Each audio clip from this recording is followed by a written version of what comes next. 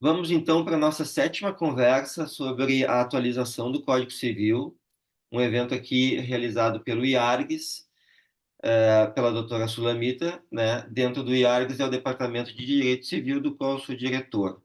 Hoje a gente vai conversar com a doutora Helena Sanseverino Dillenburg. É assim, Helena?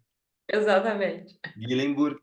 E ela vai tratar aqui dos artigos 1653-A, 1653-B, 1656-A, 1659, 1660 e 1688, a proposta de atualização desses artigos, o que que pode significar, né? Eu acho que agora já foi para o Senado ontem ou anteontem, né? Foi O ontem. Congresso. Aham. E é essa redação, então, que a doutora vai nos dizer o que está acontecendo, o que vai acontecer, como que era, como vai passar a ser, se for aprovado, obviamente, né? E para a gente, então, participar, né? E entender o que está sendo, o que está acontecendo em face das diversas disciplinas do direito privado. Doutora Helena, muito obrigado, agradeço pelo IARGS, agradeço por mim, e a palavra é sua. Muito obrigada, Arnaldo. Eu fiquei muito feliz com o convite. Eu gosto muito do IARGS, desses eventos que são promovidos há bastante tempo pelo IARGS, no sentido de atualização e capacitação. Então, queria te parabenizar e parabenizar o Instituto, também na pessoa da doutora Sulamita, por essa iniciativa que eu acho muito importante, porque nós estamos vivendo hoje no Código Civil essa proposta de modificação. E já existe, né, existem meses de debates da comissão de juristas e comissões estaduais que participam, né, dessa redação. E agora nós vamos para a etapa legislativa, que deixa de ser tão técnica, né? Então, a gente tem essa preocupação de estarmos preparados e atualizados para participarmos ativamente desse processo legislativo que agora se inicia.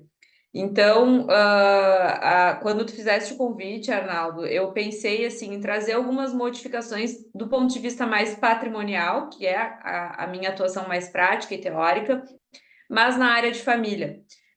Porque assim, nós temos no livro de sucessões muitas alterações muito interessantes na posição do cônjuge e do companheiro, então os reflexos sucessórios dos relacionamentos, né, e pensando numa perspectiva moderna, e essas modificações do direito sucessório foram muito no sentido de atender anseios sociais, modificações que nós tivemos nas últimas décadas no formato das configurações familiares. Então, eu sei, e nós não podemos ignorar que houve diversas críticas em relação a essa proposta de reforma.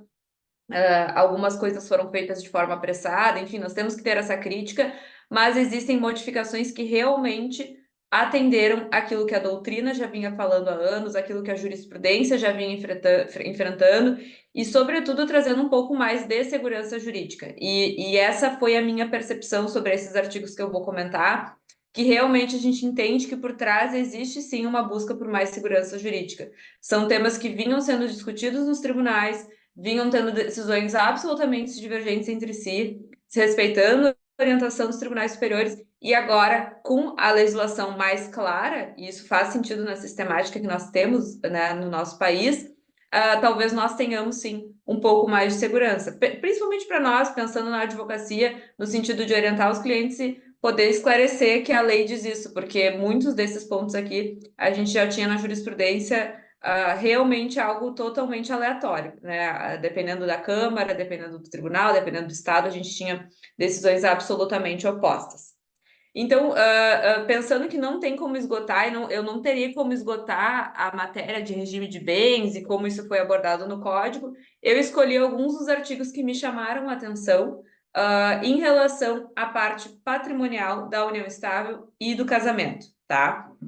Então, sem perdermos mais tempo, só para a gente se localizar onde estamos no Código Civil, tá bom? Nós tivemos já ali no título 2 do direito patrimonial, que é bem no livro de direito de família, uma modificação no subtítulo ali dos regimes de bens entre os cônjuges e conviventes. Então, aí a gente já tem uma modificação importante só na nomenclatura dessa parte do código, porque agora fica muito claro que é os regimes de bens aplicáveis aos cônjuges e conviventes. Porque essas regras em relação a regimes de bens eram muito direcionadas ao casamento, e sobre a união estável nós tínhamos apenas um artigo que dizia que se aplicaria no silêncio dos conviventes o regime da comunhão parcial. Então, agora a gente deixa claro e explícito que sim, todas essas regras são aplicáveis tanto à união estável quanto ao casamento. Então, no capítulo 2º dessa parte do direito patrimonial, falava-se antigamente do pacto antinupcial. Esse era o título do capítulo 2º. E agora nós vamos deixar muito claro que é dos pactos, dos pactos convivenciais e conjugais. Então, já não estamos mais naquele âmbito só aplicável ao casamento. Então, essas regras que a gente vai falar agora, por evidência, se aplicam tanto à união estável quanto ao casamento.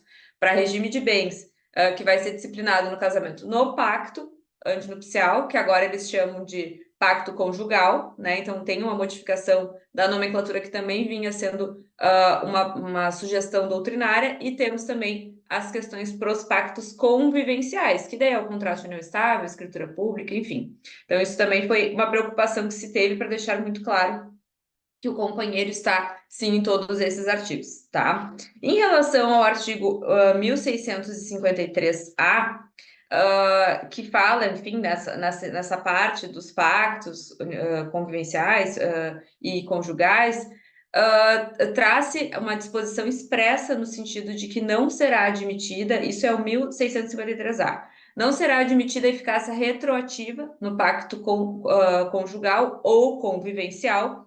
Então, isso vinha sendo muito discutido nos tribunais. Muitas vezes o casal que disciplina um regime de bens na união estável gostaria que tivesse uma eficácia retroativa. O STJ vinha se manifestando no sentido de que não era possível esta eficácia retroativa. E agora, na proposta, vedaram expressamente que tenha efeitos retroativos na contratação, tanto para o casamento quanto para a união estável. Então, isso é bem importante, isso é algo que a gente vai ter que observar na nossa atuação, no planejamento patrimonial dos casais, enfim, porque no Tribunal de Justiça do Rio Grande do Sul nós tínhamos basicamente 3 correntes, então 3 formas de decidir diferentes sobre essa matéria. Então, nós tínhamos alguns julgadores que entendiam que era sim possível atribuir efeitos retroativos, e por isso essa preocupação do legislador no sentido de deixar muito claro que não será possível atribuir estes efeitos retroativos, tá? Nós sabemos que essa reforma agora do Código Civil ainda passa por um processo legislativo extenso, desgastante, cansativo, como eu disse também, às vezes um pouco técnico, então nós não sabemos se isso vai passar. Então eu falo no sentido do que passou na proposta, no relatório final da comissão de juristas. Por isso que eu digo, mas evidentemente essas disposições ainda não são aplicáveis, tá? Mas é importante que nós já tenhamos conhecimento sobre elas, porque é necessário participar ativamente desse processo que agora vem pela frente. No artigo 1653-B, se admitiu especificamente também um ponto que era muito discutido pela doutrina, que era a possibilidade de convencionar no pacto antinupcial ou convivencial uma alteração automática do regime de bens. Por exemplo, após um casamento que começa pela separação convencional de bens, após 5 anos viraria uma comunhão parcial, após 10 anos uma comunhão universal, e já poderia se estabelecer essa sistemática de modificação do regime em determinado momento da relação. E isso era muito criticado, porque se entendia que se a lei exige expressamente a ação para modificação do regime de bens no casamento, isso seria necessário para que fosse feita a modificação. Mas não, agora nessa proposta se sugere, então, esse artigo 1653-B, estipulando que os cônjuges e conviventes podem, sim, colocar essa modificação do regime ao longo da relação, já de forma pré-estabelecida. Então, evitando uma ação de modificação do regime de bens, uma nova escritura pública, mas em qualquer uma dessas hipóteses não poderão ser atribuídos efeitos retroativos. Então, em respeito até mesmo ao 1653-A. Já no 1656-A, se estabelece que os pactos conjugais ou convivenciais poderão ser firmados antes ou depois de celebrado o matrimônio ou constituída a união estável. Então, aqui também vem mais um importante anseio da doutrina, que era no sentido de nós podermos estabelecer regramentos patrimoniais, enfim, aquilo que se pode colocar no pacto, durante o relacionamento. Na união estável, isso até era um pouco mais livre, porque nós não tínhamos uma exigência legal de uma ação de modificação do regime de bens, mas agora se expressamente prevê a possibilidade de, durante o relacionamento, durante a união estável, durante o casamento, os cônjuges ou conviventes fazerem pactos. Então, tem uma autora, Silvia Marzagão, que fala nos pactos paraconjugais. Isso existe em outros ordenamentos, como nos Estados Unidos, um estabelecimento de novos regramentos durante a relação, mas isso era muito engessado no nosso sistema brasileiro, porque era basicamente uma decisão quase única que o casal poderia tomar antes de constituir a relação, e muitas vezes durante o relacionamento, a dinâmica daquela relação, daquele casal, se modifica de forma importante, né? Por exemplo, um dos cônjuges sai do mercado de trabalho, tem filhos, mudam de emprego, mudam de cidade, por escolha de apenas um dos cônjuges, de alguma escolha profissional de um deles. Então, todas essas situações antes ficavam no âmbito de não podermos regrar, né, de forma clara, de forma segura. E com esse artigo, pelo menos, nós teremos mais segurança e mais clareza no sentido da possibilidade de regrarmos o casamento e a união estável durante a sua constância. Então, isso é um prestígio, até mesmo a autonomia privada dos envolvidos nessa relação. Isso que eu falei inicialmente são as alterações que eu compreendi como interessantes, assim, em relação ao pacto convivencial e conjugal, né? Então, ainda tem essa estranheza de nós não chamarmos de pacto antenupcial, ainda que na própria redação dos artigos se fale, sim, pacto antenupcial, mas é interessante nós podermos chamá-lo assim e muito mais no aspecto de conscientização, né, da população e da parte leiga mesmo, que vai ter que aplicar essas regras. Em relação às regras sobre os regimes de bens, nós tivemos muitas alterações interessantíssimas. Claro que várias delas são criticadas e isso faz parte, né? Nós estamos em um sistema democrático, então as divergências são saudáveis e construtivas, mas é certo que tivemos, sim, modificações muito importantes. E até mesmo pensando, sim, na evolução das relações familiares, na modificação da forma de se estabelecerem relacionamentos conjugais, né? Então a gente tem sim muito mais fluidez nas relações, muito mais liquidez. Então é interessante sim pensar nesse contexto atual, né? Então acho que foi sim uma das preocupações da comissão de juristas, mas é certo que existirão sim muitas críticas e problemas pela frente. Em relação aos regimes de bens propriamente, a gente né, aprende na graduação, enfim, sempre estudamos dessa forma, que existem o regime da comunhão parcial, da comunhão universal, da separação total e da participação final dos aquestos e toda a sistemática do código nesse sentido, mas isso mudou bastante. Então, eu vou falar mais ou menos na ordem dos artigos que eu acho importante de nós tratarmos, mas também recomendo fortemente a leitura dessa parte do código sobre os regimes de bens, esse relatório final da Comissão de Juristas está disponível na página do Senado, então é interessante ler qual é a proposta e, obviamente, vermos agora como que o Senado vai interpretar essas sugestões, né, essas proposições. No regime da comunhão parcial de bens, que é o regime supletivo legal, então é sim o regime mais visto na prática, é o que mais se vê em discussão nos tribunais, porque sim, ele é o mais prevalente na nossa sociedade, né? Em relação à comunhão parcial, nós tivemos algumas alterações bem interessantes e que sim retratam as dificuldades encontradas na jurisprudência e muito sinalizadas pela doutrina, tá? Em relação ao artigo 1659, em relação especificamente, né, à comunhão parcial, esse artigo estabelece quais são os bens que são excluídos da comunhão. Então, temos a regra geral, né, na comunhão parcial, comunicam seus bens adquiridos onerosamente na constância do relacionamento, mas nós temos sim na lei a previsão daquilo que não entra na comunhão. Então, nesse ponto, nesse artigo específico, eu achei importante ressaltar que foram revogados, né, foi sugerida a revogação dos incisos 6 e 7, né, que falavam que eram excluídos da comunhão os proventos do trabalho pessoal de cada cônjuge, as pensões, e isso era muito criticado. Por quê? Ainda que o direito ao provento em si, né, ao salário, à pensão, não fosse comunicável, no momento em que esses valores ingressam na economia familiar, sim, há uma automática comunicação. Mas aí nós nos perguntávamos muito assim, bom, mas em uma ação trabalhista, uma reclamatória trabalhista, esse crédito ainda não entrou na economia familiar, mas deveria ter sido recebido na constância do casamento, e sim, se entendia majoritariamente que havia a necessidade de partilhar esse crédito. Então, o cônjuge se habilitaria na reclamatória trabalhista e aguardaria o recebimento desses valores. E ficava essa discussão, porque a lei fala que não se comunicam, mas sim, na prática se comunicavam. Então, para não restarem dúvidas, foram revogados estes incisos, o sexto e o sétimo. E foi incluído o inciso oitavo, e peço licença para ler exatamente o que foi sugerido na redação desse inciso, isso relembrando, no artigo 1659, que define, então, que quais os bens são excluídos da comunhão, dentre eles, as indenizações por danos causados à pessoa de um dos cônjuges ou conviventes, ou a seus bens privativos, com exceção do valor do lucro cessante que teria sido oferido caso o dano não tivesse ocorrido.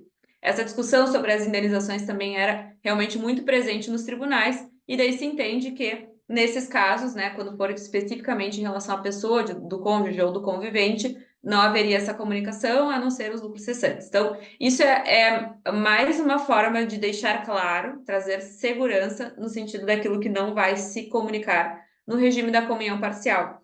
E até um ponto que eu acho interessante de destacar é que quando nós vemos aquelas tabelas comparativas da redação atual do Código Civil de 2002 e a redação dessa comissão de juristas, muitas vezes fica difícil de entender o que teve de modificação em determinado artigo.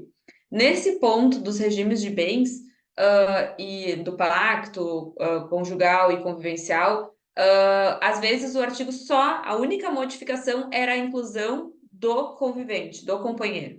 Porque, como eu disse, vários desses artigos só falavam em cônjuge. Então, assim, quando a gente faz a leitura mais detalhada, nós vemos que muitos artigos a única modificação foi essa, incluir o convivente. Então, só uma ressalva que eu faço, porque esse inciso já teve essa preocupação.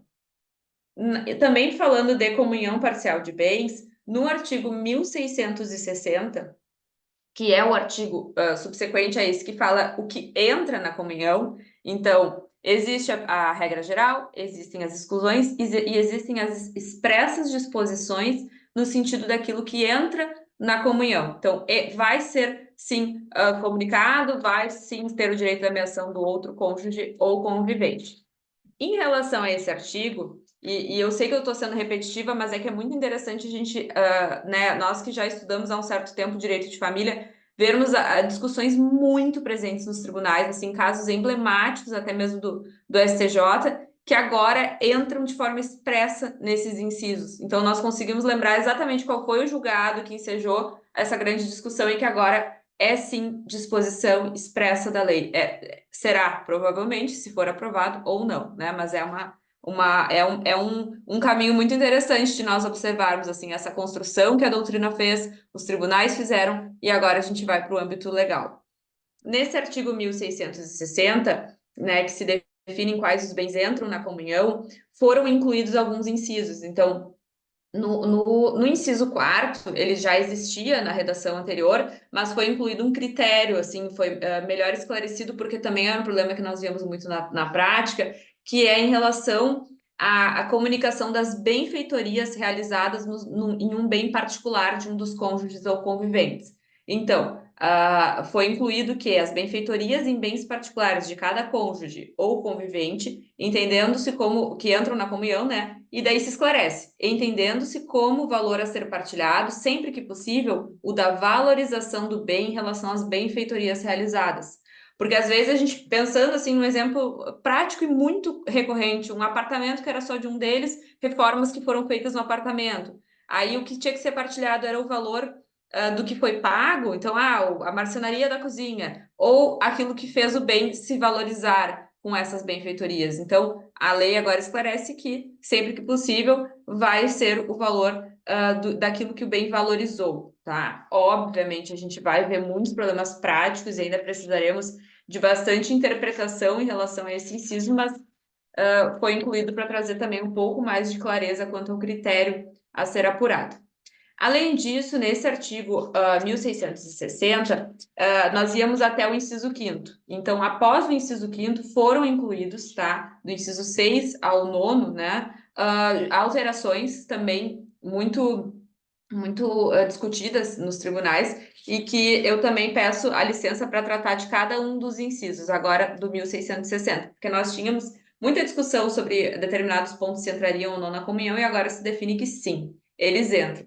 Então, em relação ao inciso 6º, é exatamente aquilo que sai do artigo anterior e se esclarece que sim, se comunica na comunhão parcial, que são as remunerações, os salários, as pensões, dividendos, fundos de garantia por tempo de serviço, também muito discutido na prática, previdências privadas abertas ou outra classe de recebimentos ou indenizações que ambos os cônjuges ou conviventes obtenham durante o casamento ou união estável, como provento do trabalho ou de aposentadoria. Então, se retira daquele artigo anterior aquele inciso que ficava absolutamente confuso e obscuro e se inclui agora dizendo sim, essas verbas entram na comunicação, inclusive o FGTS, inclusive Previdência Privada Aberta, que são problemas muito recorrentes na prática. Foi incluído também o inciso 7º, que define que se comunicam os direitos patrimoniais sobre as cotas ou ações societárias adquiridas na constância do casamento da união estável. Até esse inciso era um pouco mais pacífico no sentido de que se comunicava, mas evidentemente a intenção aqui de deixar muito claro que isso vai sofrer comunicação na comunhão parcial. E daí entra no inciso 8º, sim, um ponto que era muito discutido, nós temos julgados importantíssimos do STJ sobre isso, e claro, nos tribunais estaduais também, que é a valorização das cotas ou participações societárias, né? Então, muitas vezes, um dos cônjuges ou conviventes detém participação societária anterior ao casamento ou ao início da união estável, e essas cotas se valorizam de forma, às vezes, muito expressiva durante o relacionamento. E daí tinha uma grandíssima discussão se isso era fato eventual, se não era, se isso poderia ser atribuído ao trabalho do cônjuge, se o outro cônjuge teria participado, seria esforço comum. Enfim, nós tínhamos muita discussão e agora se esclarece que sim, entram na comunhão essas cotas valorizadas, né? Enfim, essa participação societária que ocorreram na constância do casamento ou da união estável, ainda que a aquisição das cotas ou das ações tenha ocorrido anteriormente ao início da convivência do casal, até a data da separação de fato. Então, isso também é algo que a gente vai ter que pensar muito e observar muito no planejamento patrimonial dos casais, e, enfim, das pessoas que nos procuram, e, claro, também do ponto de vista depois, em uma dissolução, já sabermos que essa previsão aqui foi sugerida e eu tenho a impressão que tem chances de passar, porque era realmente a interpretação do STJ. A interpretação do STJ era no sentido de que não se comunicava. Então, a gente tinha, sim, uma grande insegurança. Às vezes, os tribunais regionais concediam, né, o direito à meação, aí ia para o STJ, tínhamos modificações, mas a doutrina criticava muito essa posição de não comunicar a valorização das cotas. E até interessante sobre esse inciso, que não se diz se dependeu exclusivamente do trabalho do cônjuge, né? Então, aqui fala que se ocorreu durante o casamento ou da união estável, sim, vai sofrer comunicação. E, além disso, foi incluído o inciso 9º, que também tratando do mesmo tema da valorização, diz que entra na comunhão a valorização das cotas sociais ou ações societárias decorrentes dos lucros reinvestidos na sociedade na vigência do casamento ou na união estável do sócio, ainda que a sua constituição seja anterior à convivência do casal até a data da separação de fato. E isso aqui é realmente algo muito recorrente, muito criticado pela doutrina e que a gente também via na prática, porque muitas vezes a sociedade se valorizava, né? Então havia sim essa valorização patrimonial expressiva na sociedade por conta do reinvestimento de lucros. E às vezes a gente via assim claramente que isso ocorria num período de crise do casal. Então, a sociedade optava por reinvestir os lucros durante aquele período e para evitar que isso integrasse a economia familiar e sofresse comunicação, até em caráter, de certa forma, de fraude, porque uma empresa que sempre distribuiu esses lucros, de repente, né, e por coincidência, quando um dos cônjuges está em vias de separação, parar de distribuir esses lucros, o que aumenta, sim, o valor patrimonial da sociedade, isso também se considera nessa comunicação. Então, bem interessante também que se propôs isso de forma tão explícita, assim, ficou bem expresso. Em relação aos demais regimes, né? Então, claro, com a comunhão parcial a gente tem essas importantes modificações e que realmente são coisas muito vistas na prática, porque é o regime mais preponderante, né? Mas em relação aos outros regimes, eu achei importante trazer algumas coisas, não propriamente comentando os artigos, mas explicando o que foi revogado. Então, por exemplo, o regime da participação final nos aquestos, que é um regime de herança do sistema alemão, que foi pouquíssimo utilizado na prática, então houve uma baixíssima adesão social a ele, foi absolutamente extinto. Então, todos os artigos que tratavam dele foram revogados nessa proposta de reforma. Então, do 1672 ao 1686 se propõe a sua revogação. O regime da separação obrigatória de bens, que é é o regime impositivo legal por determinadas razões, que se previa no Código Civil de 2002, também se propôs a sua absoluta extinção. Então, não é que agora é só no caso do maior de 70 anos, é para todos os casos. Não, a ideia, né, dessa comissão de juristas é que que não se faça essa imposição do regime da separação obrigatória de bens. Então, se revogou o artigo 1641. Em relação ao regime da separação total de bens, que é a separação convencional de bens, foram incluídos 2 parágrafos no artigo 1688, que é onde se trata desse regime. Então, não há grandes modificações, mas o parágrafo 2º que me chama mais atenção, porque assim, no parágrafo 1º, basicamente, se manteve o parágrafo único anterior, mas que no regime da separação admite-se a divisão de bens havidos por ambos os cônjuges ou conviventes com a contribuição econômica direta de ambos, respeitada a sua proporcionalidade. Então, houve sim uma pequena modificação na redação, mas basicamente no regime da separação convencional de bens não se comunicam os bens adquiridos por cada um dos cônjuges, mas se houve a participação direta econômica de ambos, haveria sim o direito, né, a divisão desses bens, e houve um cuidado para não se chamar de partilha. Isso foi algo bem discutido pela comissão e também respeitado a proporcionalidade. Então, isso também foi expressamente colocado de forma mais clara em relação à redação anterior. E no parágrafo 2º, que vem, sim, uma proposição extremamente emblemática e de grande relevância, que é: o trabalho realizado na residência da família e os cuidados com a prole, quando houver, darão direito a obter uma compensação que o juiz fixará, na falta de acordo, ao tempo da extinção da unidade familiar, da entidade familiar, desculpe. Então, assim, isso é uma alteração significativa em relação ao regime da separação convencional de bens, que muitas vezes nós víamos que existia, sim, uma posição de muita injustiça quando do fim de uma relação pela separação convencional, porque um dos cônjuges permaneceu na economia doméstica, cuidando da família, cuidando do lar, agora se estabelece de forma expressa essa possibilidade de uma compensação. E um ponto que me chama a atenção, que eu acho interessante de destacar, é que fala aqui que o juiz vai fixar a compensação na falta de acordo. Então, isso seria algo que nós poderíamos previamente incluir em um pacto conjugal, um pacto convivencial, ao estipular a separação convencional de bens, uma previsão de compensação. Então, eu acho que é muito interessante essa proposição e claramente muito atenta à realidade dos casais e à realidade social, mas sim, é provável que nós tenhamos uma grande discussão nesse sentido, tá? Claro, não é o objetivo da nossa fala aqui hoje, mas nos artigos sobre a pensão alimentícia, enfim, os alimentos, existem também modificações nesse sentido, mas aí não vamos entrar nesse mérito, mas é importante saber que isso foi incluído até na parte do código que trata do regime de bens, tá?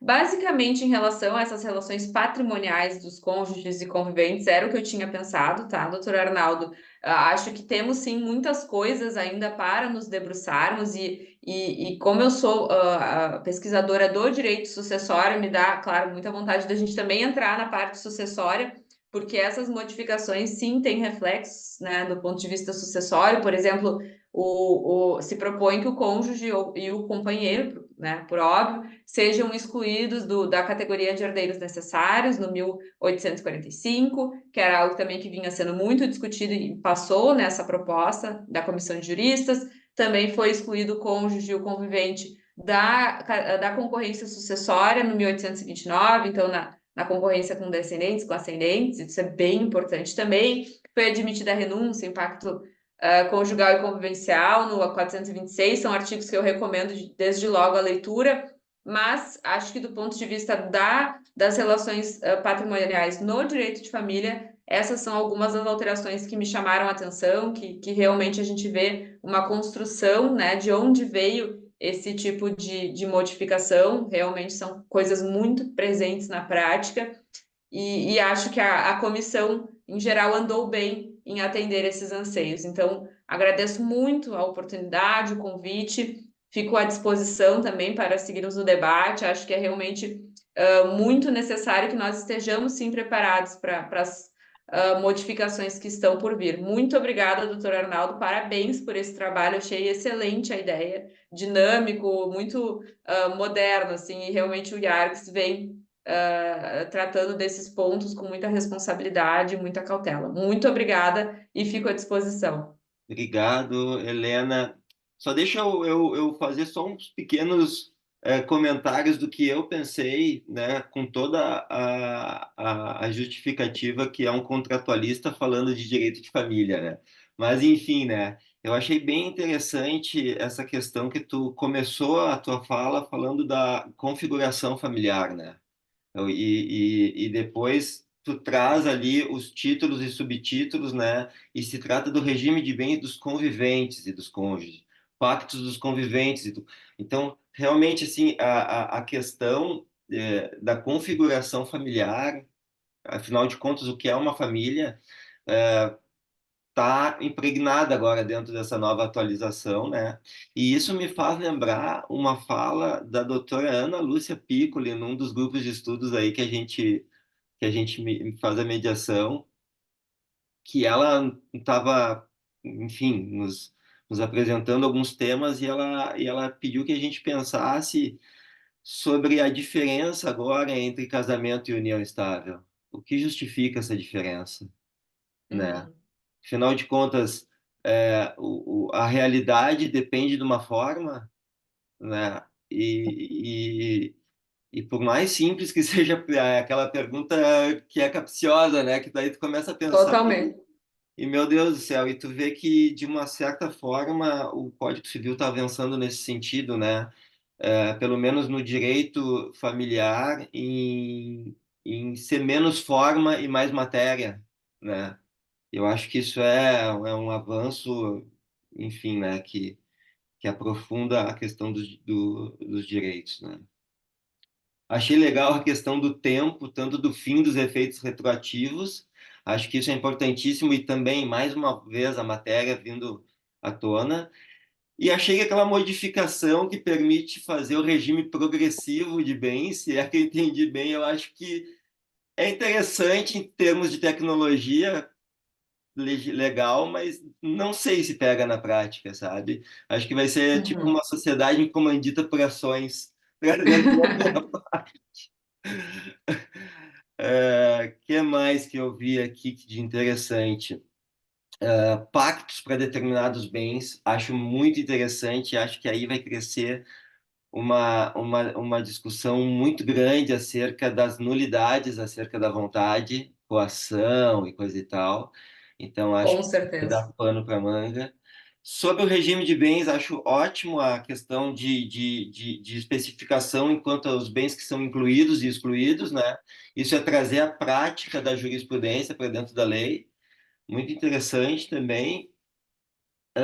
E sobre o fim da separação obrigatória, mais uma vez, né? A forma é excluída, né? E vale a matéria mesmo, o direito material, né? O, o que a gente considera que é direito, né? É, e penso que aquela questão da compensação para quem trabalha em casa, né? Eu acho que é uma coisa que vem com 100 anos de atraso também, né? É, Mal se é aplica na verdade. prática, a não ser para quem E é rico, tem, isso é né? uma inspiração em outros países que já vinham aplicando isso, porque é uma realidade concreta muito, que nós vemos muito, né? Então é complicado mesmo. É, realmente tinha esse anseio por uma modificação nesse É. sentido. Então tá, eu acho que é isso. Achei muito boa a tua fala, muito obrigado, assim, sabe? Nos faz pensar realmente de forma profunda. Eu me lembrei do livro O Tempo e o Direito, né?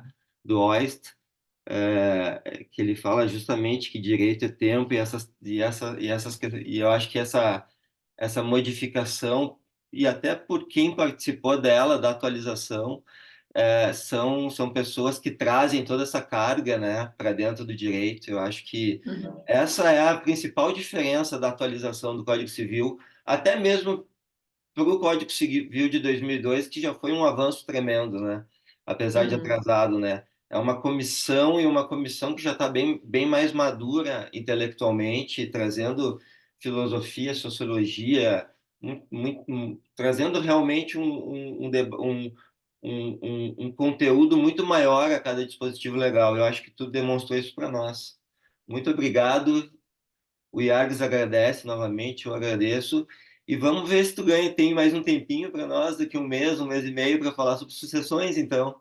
Depende só de ti, Perfeito, eu Karina. fico super à disposição, porque dá uma coceira, assim, da gente não entrar na questão Então vamos lá, sucessória, porque já tá a marcado. posição do cônjuge do companheiro mudou completamente. Eu acho que a gente precisa se debruçar sobre isso também. Vamos nessa, então. Obrigado, viu? Beijão. Combinado, eu que Tchau, agradeço. tchau.